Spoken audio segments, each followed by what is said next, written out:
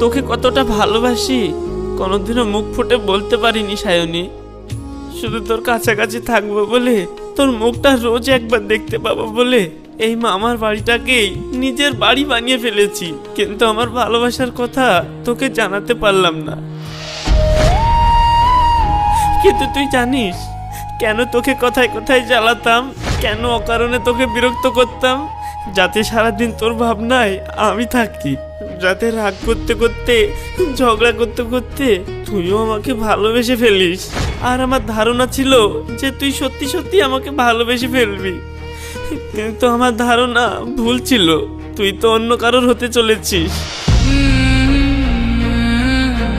যা, সুখে থাকিস।